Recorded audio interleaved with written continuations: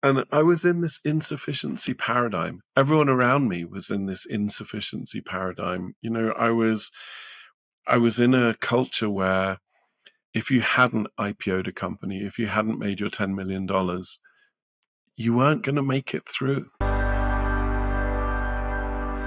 Welcome to It Gets Late Early. Today I have with me Jeff Hamaoui, and he is one of the co-founders of the Modern Elder Academy. After a long career in places like Nike and IKEA and NASA, I mean, quite the resume there, Jeff. You have embarked on something really, truly extraordinary, and I'm just so glad you decided to come to the show. So thanks for being here. Thank you so much for having me, Mo. This should be fun.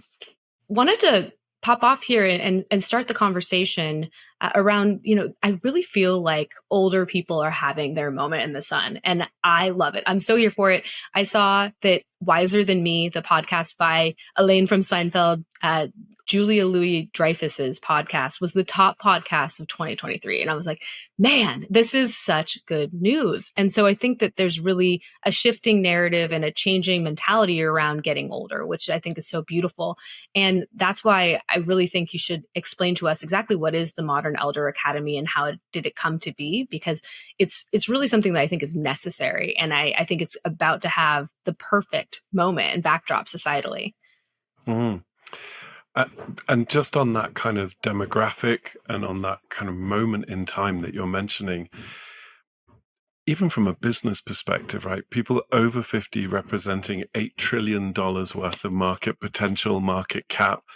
It's the highest concentration of wealth in human history, both in absolute and relative terms. In the US, this incredible amount of money in people over their 50s. And from a market perspective, we consistently look at people in their 20s and 30s rather than thinking about, well, where is the money? Who's spending it? And how do we create products and services that speak to and appeal to them?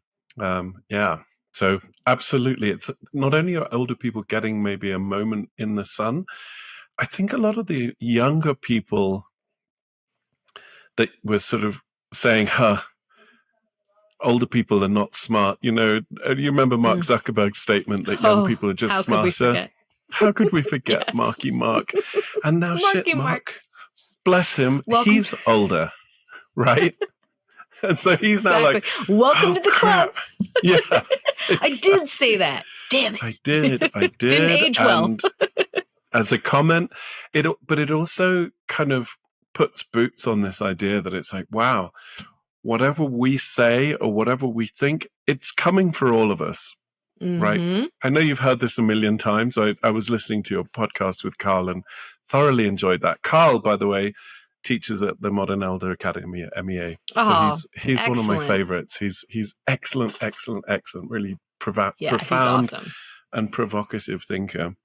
Anyway, so what is MEA? MEA is the world's first midlife wisdom school. And what is a midlife wisdom school? What is that all about?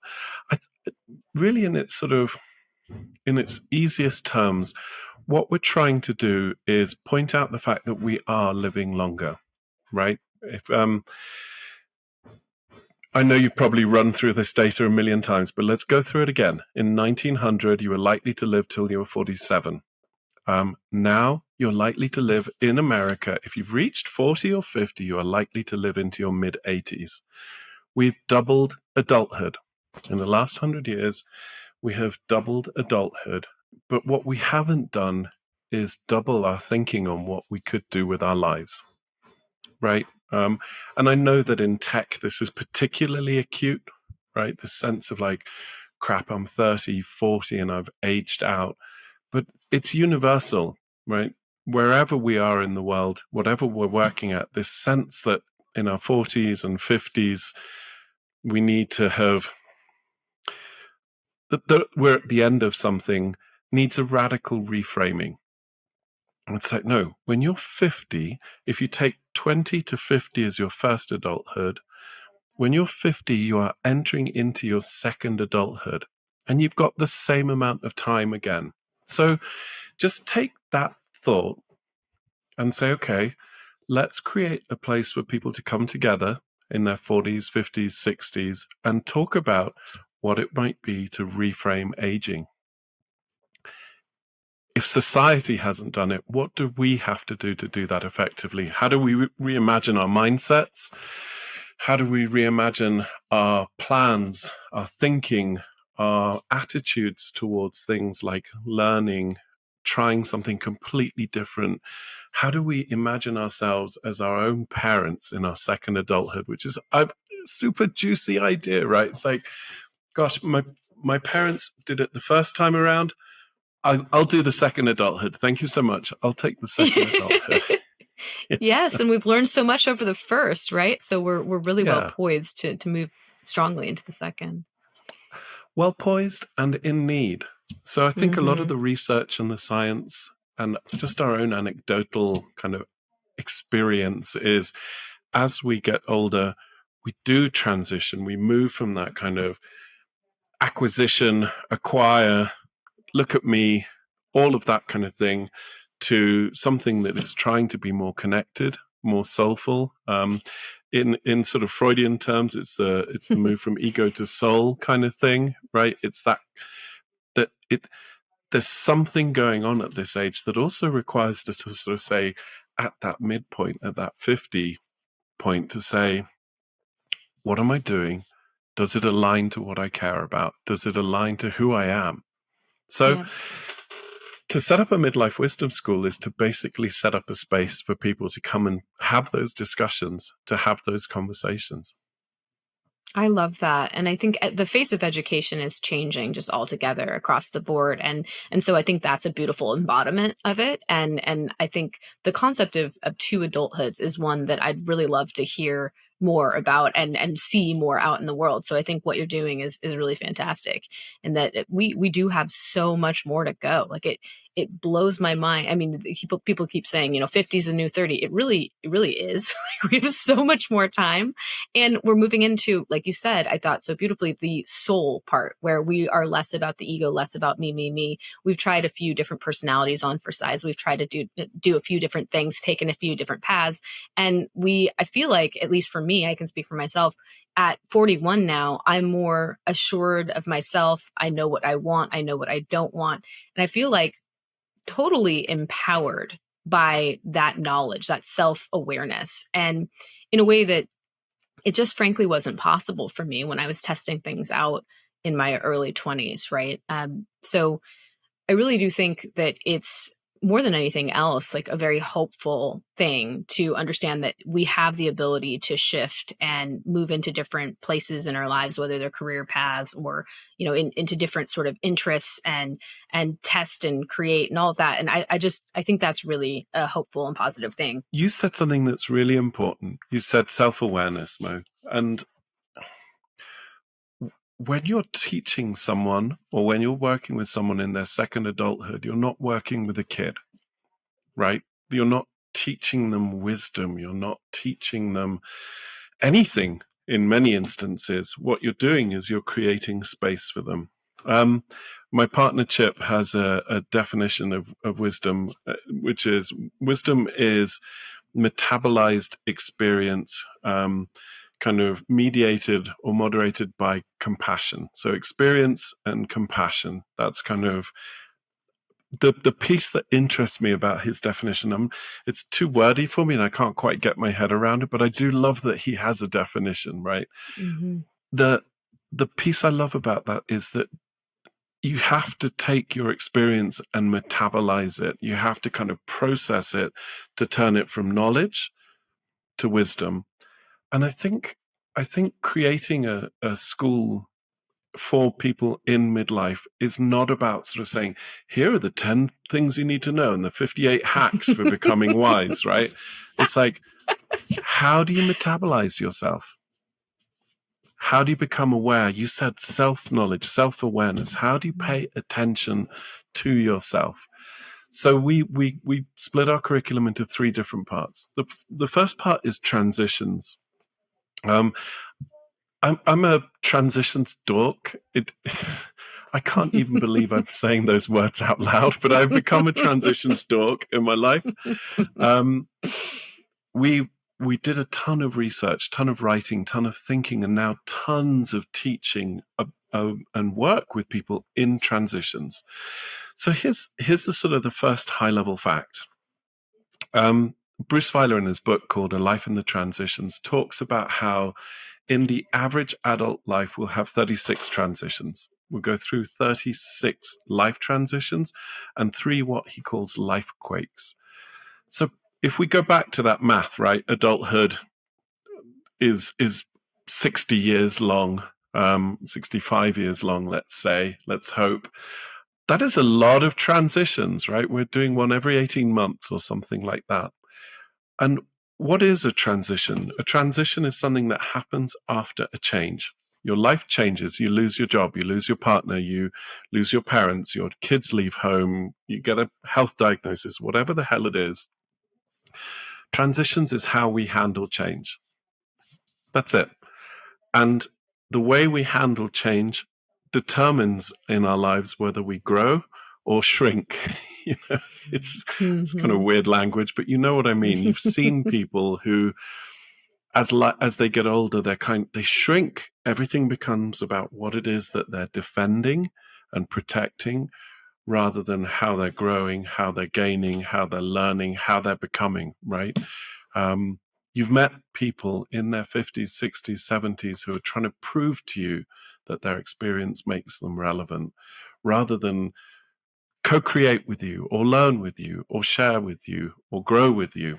And so transitions, how we transition generatively, how we make our transitions a growth opportunity is a big part of our work. So that's one chunk of curriculum. And we have weeks that are sort of dedicated to transitions that either we run or we have teachers come in and teach about. The next one is purpose.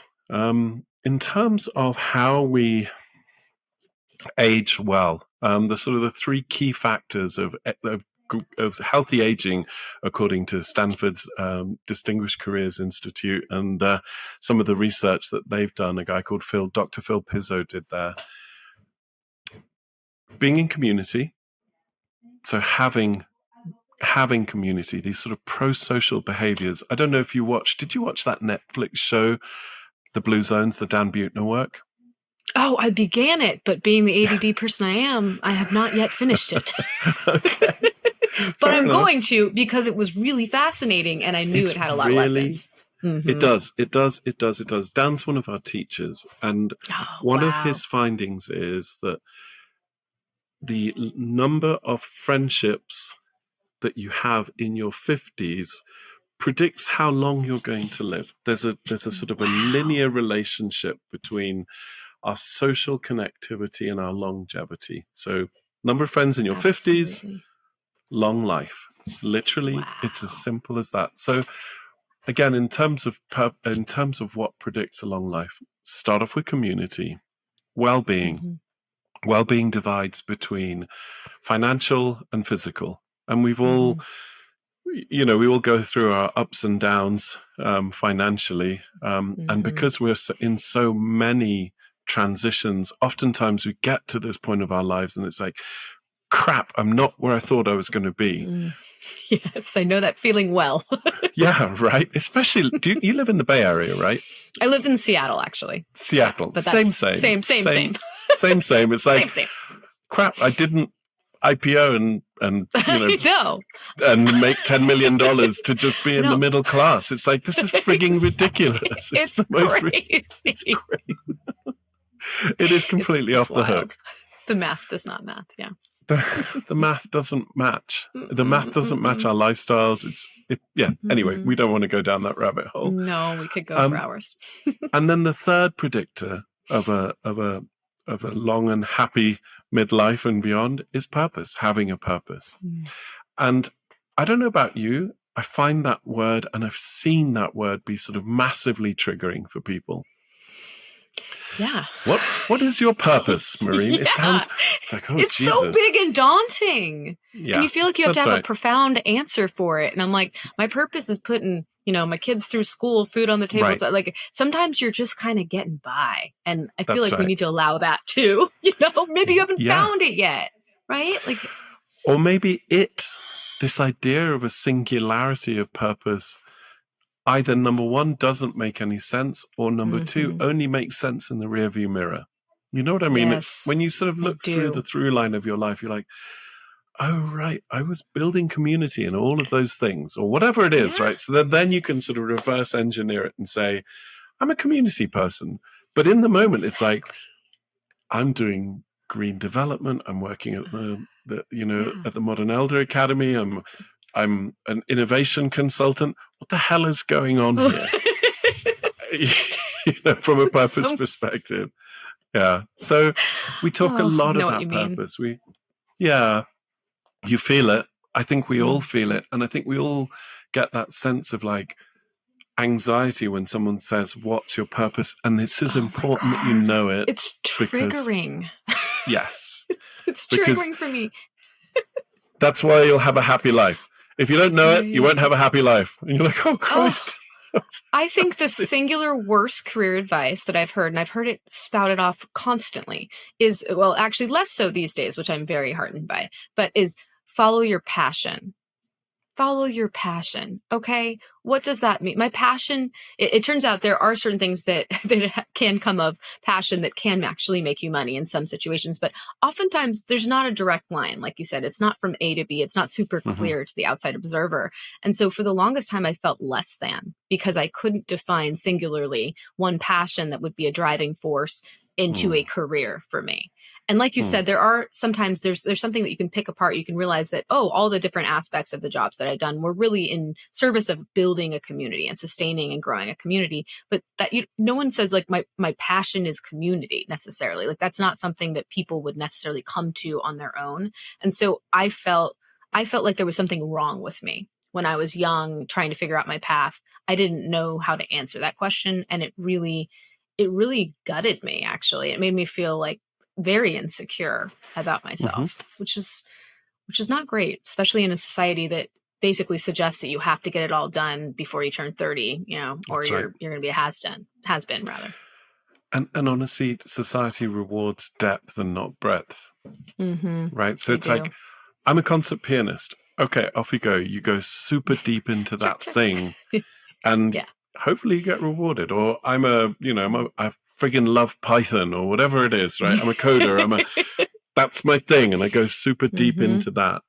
You better pick one thing and just, That's right. But even then, God, is that your purpose? So a lot of what we talk about, a lot of what we think about is, is there a more healthy way to look at purpose in terms of creating a purpose portfolio and thinking about purpose across the domains of our professions, our relations, our community, et cetera, and again, what I'm seeing in our work is how that kind of, number one, helps people tune into the fact that sometimes my purpose is my kids, sometimes my purpose is my parents, sometimes my purpose is to surf, sometimes my purpose is to whatever, and sometimes my purpose is to work. But if we can get those things more balanced and more in balance, and again, going back to your self-awareness, if we can pay attention to our purposes, right? I think we can also then calibrate for some of those big transitional shocks. It's like your job goes away. For many people, especially men, the job going away is this sort of catastrophic loss of relevance, right? Community, purpose, wellness, especially financial, it's all in the work bucket. And it's like, crap, I've lost everything that makes me healthy all at once. So, how do we balance that? How do we have an awareness around that so that we can say, okay, I invest in my friends, I invest in my whatever it is outside of my work so that I can be, more resilient in a kind of a purpose crisis. So that's one of the areas.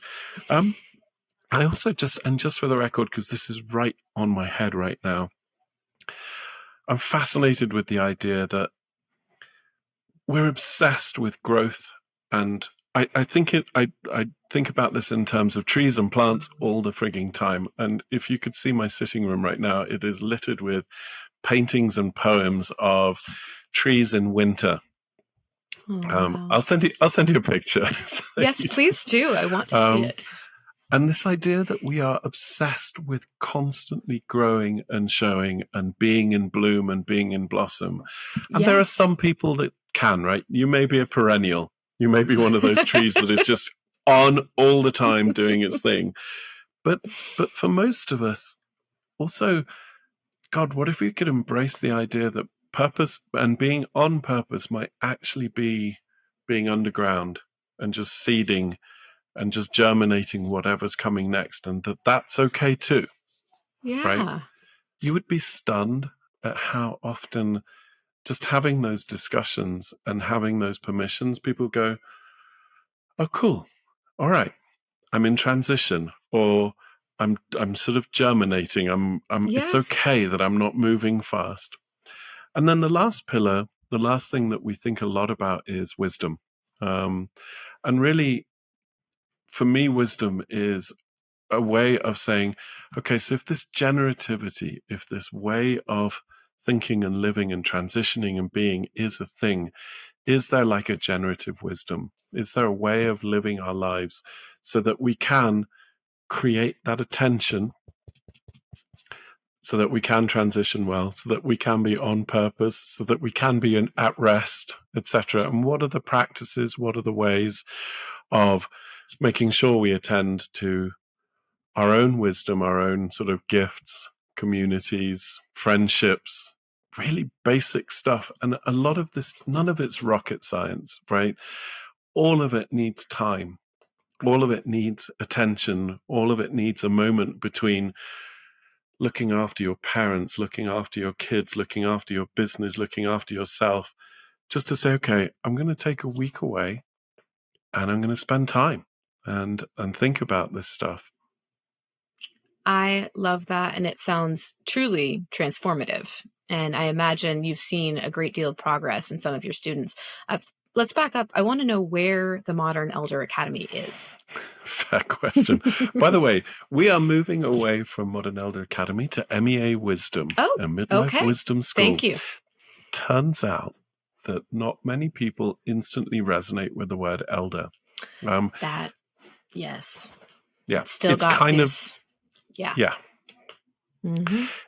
It's still the same idea. And elderhood and modern elderhood is still this idea of like, gosh, we're living longer. How do we make that better? Mm-hmm. But we're changing the doormat because a lot of people are like, oh God, no, I'm not an elder. You're talking about someone else, talking about my parents, right? Yeah. That's right. That's right. It needs a rebrand. I got it. It's a sort of a gentle massage. It's like, let's go MEA Wisdom, and then let's see how people kind of react to that.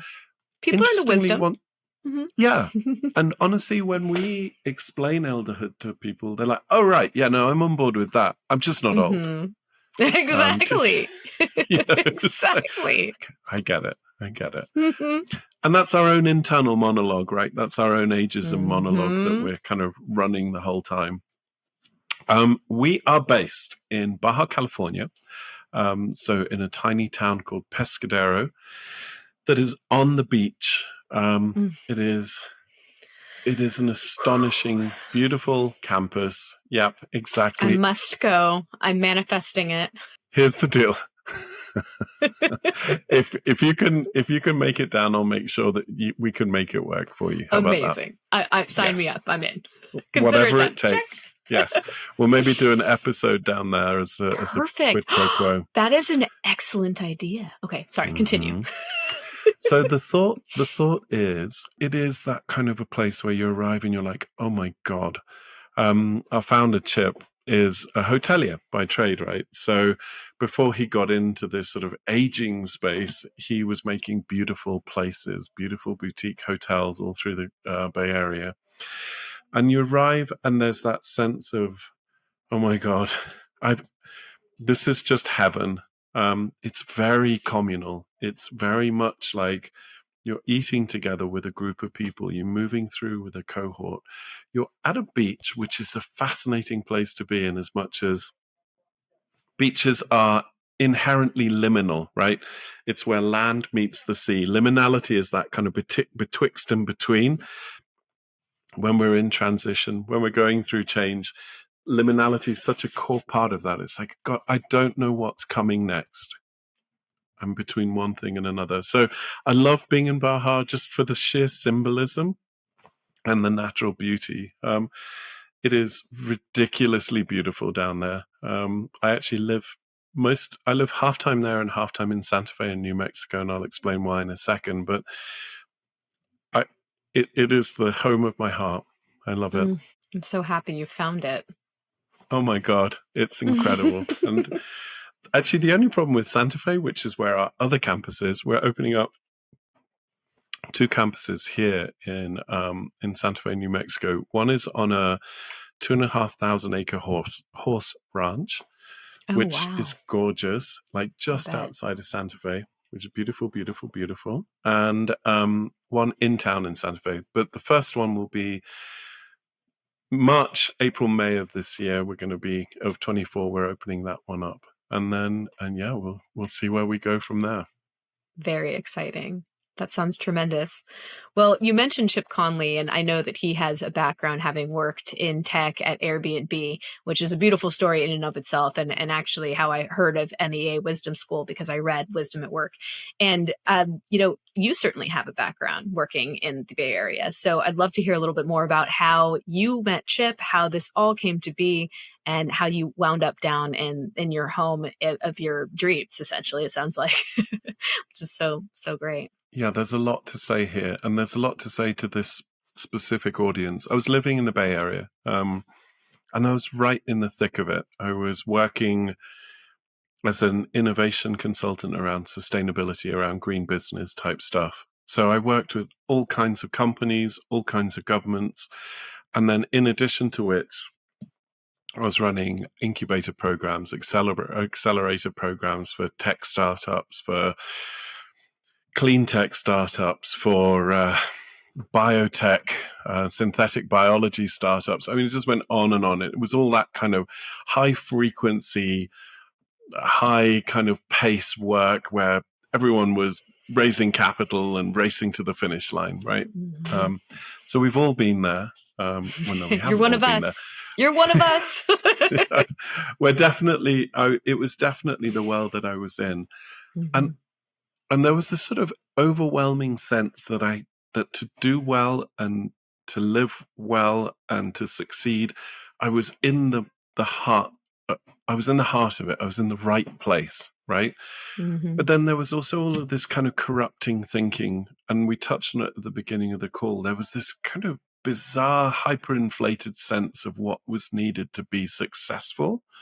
I talked to you just before we started about a lady called Lynn Twist and her work on the soul of money. And she has this sort of doctrine of sufficiency, which is if you build from sufficiency, you know what? I've actually got the quote right in front of me, so I'm not going to butcher her words.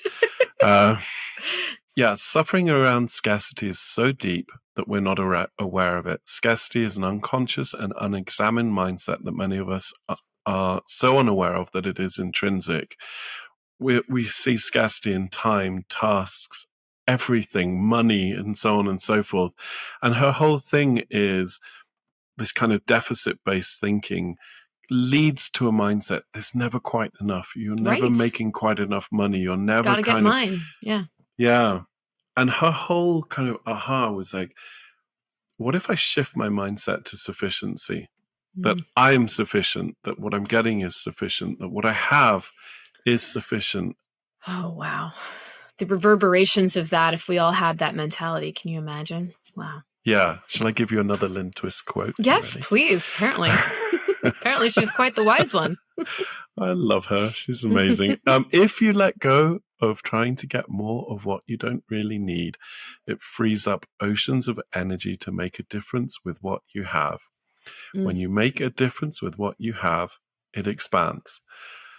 So good. It was so good. And I was in this insufficiency paradigm. Everyone around me was in this insufficiency paradigm. Yeah. You know, I was in a culture where if you hadn't IPO'd a company, if you hadn't made your $10 million, you weren't going to make it through. It was just going to be too tough to have the things. And I know that this and is who a are you privileged anyway if you haven't done conversation. that? Exactly. That's right. And you kind of failed. You kind of failed. I had a 3 and a 4-year-old. My wife, I was traveling. My company was global, so I was traveling all over the world. And my wife and I got together one evening, and she had been to see a doctor. And the doctor basically said to her, you have 2 choices.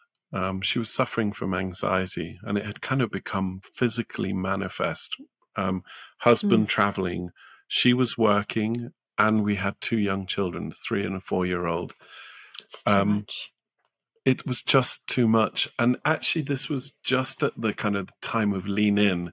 So not only is it too much, but there are all these archetypes of like super powerful women that are like, hey, I can do it all. Don't worry about it, right? Yeah, don't get me started on that book. Yeah. So she was told by the doctor, you can either change your life or you can go on meds. Yeah. We can medicate you.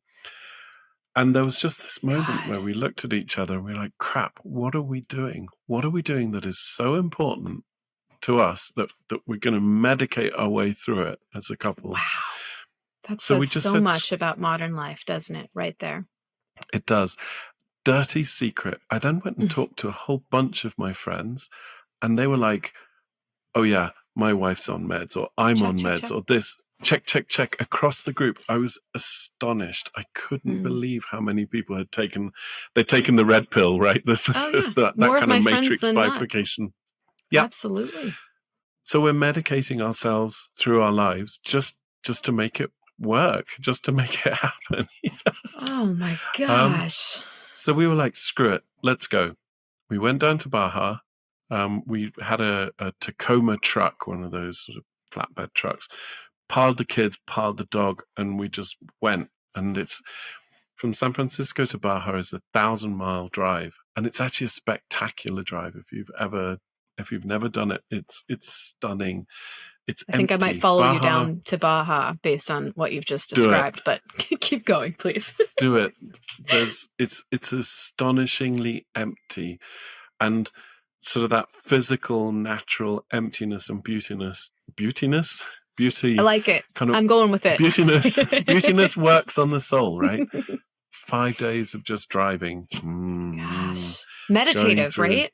Yeah. It's super meditative. And on the way down, I got introduced to this cat, Chip Conley. But before I get to Chip, we arrive in Baja. We set up, and it's our first leg of our adventure. We're going to go away for 6 months and just reset, recalibrate, decide what came next. We arrive, and I meet these kids. They're sort of stinky hippie kids, right?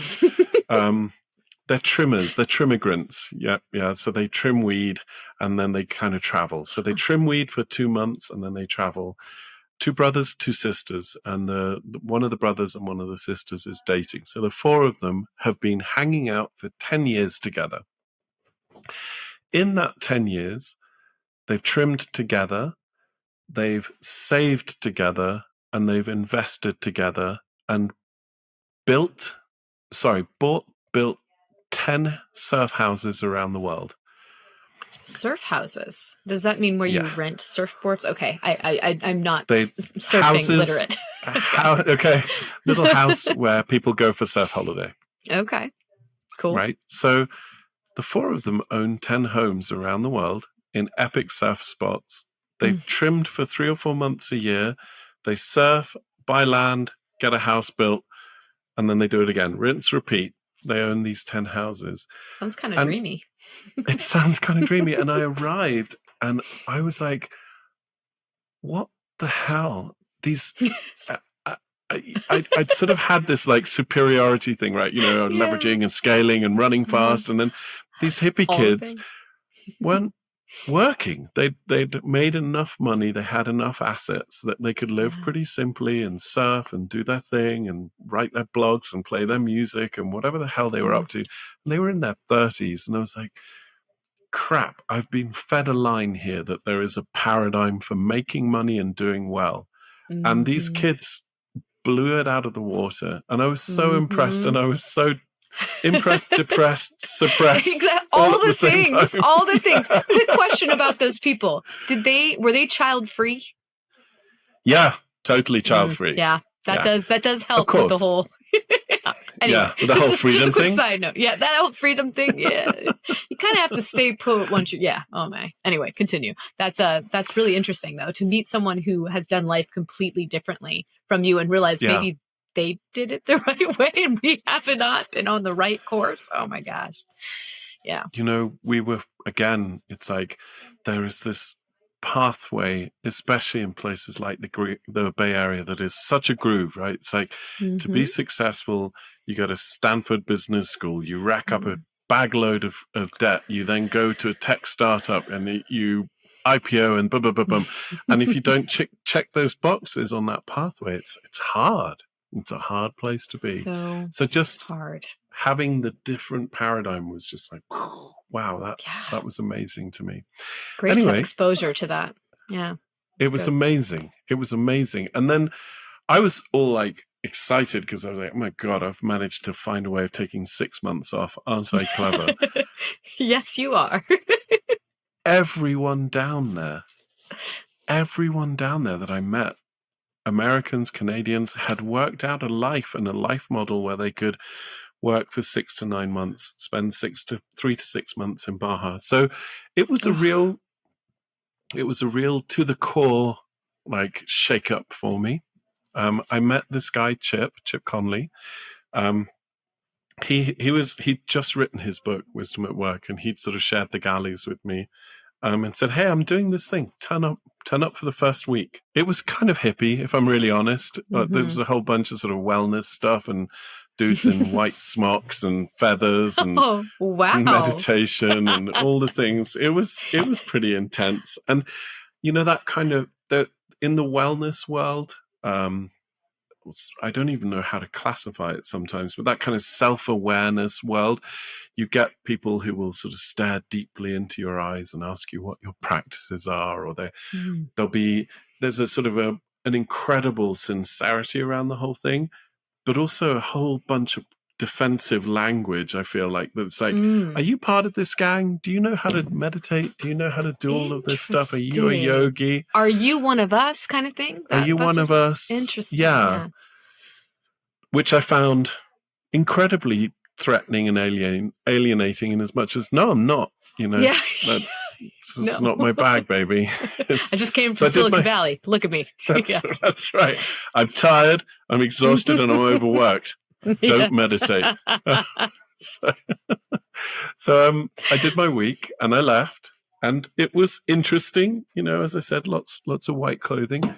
And then I got a call. Did you come with feathers too? Were you by the end? Feathers. Did you? Okay. Just wondering how far you assimilated into this group during that week. I didn't get it.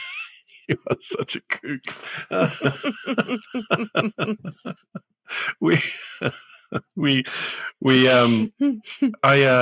I left.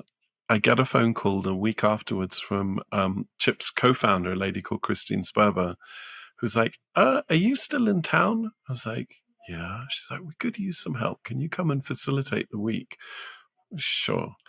So I turned up week 2 of my sabbatical, I guess, and started teaching at this place. You started working during your sabbatical. Yeah, of course I did. Right? It's deeply ingrained. It's deeply ingrained. And honestly, it was more than that. It was like, why the hell not? I don't know anything about this stuff. Why not? Let's jump in. It was kind of terrifying because I literally was in front of a room of 20, 30 people who knew a lot more about what I was teaching than I did. But simultaneously, I was able to kind of create this whole entryway, which is wisdom is shared, not taught. I'm not here to teach you. Guess why? Because I don't know what the hell I'm talking about. Does anyone? No.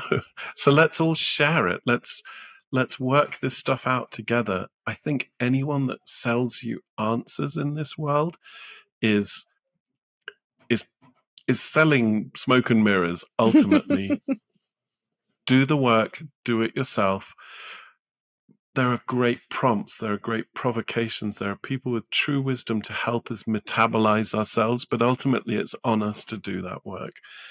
And kind of coming from that angle of, let's make this accessible. Let's strip out all the bullshit, all the language that doesn't invite people in. Let's try to create something that people, and we were getting all kinds of people because of Chip's background in Silicon Valley. We get a lot of techies, a lot of startup people, men, women, all sorts. And we needed to take away a lot of that language. We needed to offer it more as a buffet of practices, of techniques, of ideas that people could say, yeah, that suits me, and no, that doesn't suit me. And so that kind of set our culture very much that gave our culture a direction and our tonality a direction of sort of open, accepting, try it. There's not a kind of a, you don't need to become a certain type of person to do this, to eat off the menu. You know what I mean? So I think that's great. Yeah. Choose your own adventure. That's how I got involved. Choose your own adventure. Yeah. And then I started doing community development down there. So we built our first regenerative community in Baja, which is just coming to a close now. What does that mean for those of us who are not well-versed in regenerative anything? Okay. Do you have another hour? Crap. Okay. Next time. Yeah, here we go. Let's do Regeneration by Paul Hawken, if you are interested in this concept writ large. But in sort of small idea. First of all, community, as I told you, it's one of the sort of three determining factors of well-being, pro-social behaviors and well-being into midlife and beyond. So I was like, wow, this is fascinating. And given my background, I wanted to build tangible things that were sustainable, right? Mm-hmm. I didn't want to be in this sort of high-flown consultative work. I wanted to be doing stuff on the ground. Regeneration, there's sort of two ways of looking at it, but essentially it's how do you bring systems back? How do you heal a system? And again, in Paul's book, he says to regenerate a system, you have to connect it more deeply to itself. In terms of soil remediation, that might mean like instead of putting chemicals on soil and killing everything that's under the ground, how do you work with the biome that's in a soil to bring it back to life so that it can feed plants, so that it can look after, you don't have to use pesticides, herbicides, right, all the things. It seems sort of analogous to preventative care versus just treating illness. Absolutely. And working with the existing system to bring it back to life. Soil is where this whole regeneration story started. And there's some fascinating kind of work on how you regenerate a soil, and in so doing, how you create a different agricultural style that is far more nutrient dense. It can create far greater yields, sequesters carbon, because all of that stuff underground is made of carbon, right? Whether it's roots or bugs or, whatever the hell it is, mycorrhizal systems. And so there's all of these proof points that what goes on if you look after the soil is highly impactful for climate, for the self, and so on. So that was kind of the first, like, oh my God, this is fascinating.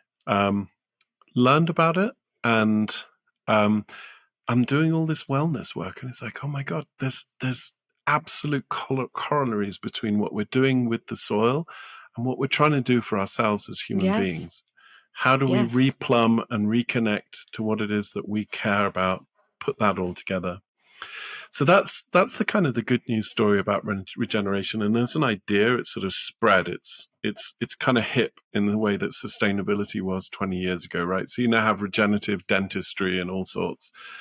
At heart, it is about how you heal systems, how you bring them back.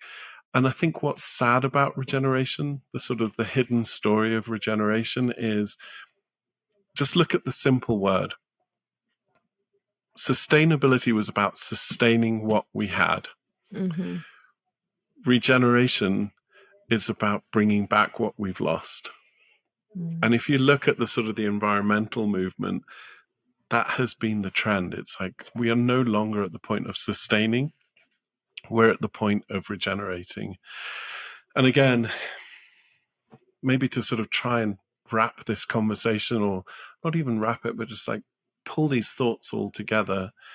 One of the things that fascinates me about this generation, people in their 40s, 50s, 60s, we talked about this massive concentration of wealth. Mm. So we've got the wealthiest generation that are going to live longer and healthier at this age than anyone else before. They've got this gift of a second adulthood. And we're facing a set of global challenges that require time, connective thinking, and a degree of affluence. And I feel like if there's ever been a generation that could actually deal with it, this is it. This is the one. And so how this work all ties together for me is get people to work on regenerating their own soil, get people to start to think about their purpose and wisdom, and how fundamentally wisdom is about caring for yourself so that you can then go out and serve others, and then connect them up to these bigger purposes, something that is more meaningful than, am I anxious? Am I stressed? Something that is more impactful in terms of, well, can I create a regenerative farm, or can I do something in my community? And it doesn't have to be dramatic. It can be looking after dogs or babies or whatever it is that you want. But how do you connect to something greater than yourself? And at the end of that journey with MEA, where I'd love people to be is in that balance between knowing how to look after themselves and be generative, and use that generativity to have impact on their friends, families, communities, planet. Well, it sounds like it's having a profound impact on the people who go, and thus will then spread throughout the world the goodness from people having gone. So, I mean, I'm coming to Baja. We've already decided. So the next episode is being recorded there. It's decided. Yeah. It's done. Consider it done. And I could listen to you talk all day. So I'm actually really bummed that we have to cut this off, which is, again, another reason why I'm going to come to the MEA school. So it's going to happen. It's going to happen. I need more Jeff in my life. I'm ready. I'm ready. Great. And it's mutual. It should be fun. Sign me up. Well, where can people find out more about you and MEA? MEAwisdom.com. Go to our website, check it out, have a look-see. Don't be worried by the word elder. You don't have to be old to be elder. And you don't have to be old to start to think about how you want to age well. Yeah. In fact, I wish I had been thinking about this a little bit more before I turned 40, because, I think I would have been ready for what's ahead in a way that wasn't filled with this sort of like sense of despair, like what I'm losing, which is so ridiculous because there's so much to gain. And that's what part of this podcast is. It's ensuring that people know that there's a life ahead and that it's going to be better, and don't buy into the lies. Like, I'm happier than I've ever been at 41, and I'm better than I've ever been at 41. And I just want to spread the word. And, to your point, we have a second adulthood in store for us. So let's carpe diem, man. Like, let's go get it. Let's go have a good time and spread the love, because like you said, it's not all about us individually. And people, I think, get into this process where they start thinking about, like, what is this all about for me? And it shifts over time to, what is this about for other people? And what I loved about what you said was, it can be something pretty small scale. It can be on a micro level that you're having an impact. It can be your family. It can be your friend group. It can be your immediate community. It doesn't have to be bigger than that. And there's nothing wrong in having a life that is about those things that are on a smaller scale. In fact, there's a ton of beauty in that. And Agreed. I think if we could just focus on what truly matters to us and what matters to the people around us, the world would be a lot better place. And to your point, we'd live longer, because if you have friends in your 50s, you're going to live longer, right? And there's an epidemic of loneliness out there. So I think the community you're fostering at MEA is also something of beauty. And I imagine that there are lifelong friendships made out of those cohorts, right? And so I think that's, maybe next time we get you on, let's talk about that, because I think that is incredible as well. And honestly, there's a whole episode to be done on friendship as a practice. Yes. How do we build community? How do we build friendships? How do we do that in a way that we are more self-aware of, especially as we know that it's so critical? It really is. It really is. So thank you so much for sharing all of your wisdom. I will link all of your, I'll link the one website that you gave me in the show notes so everybody can learn more about MEA. And I'm just so grateful to have had you. So thank you so much. You too.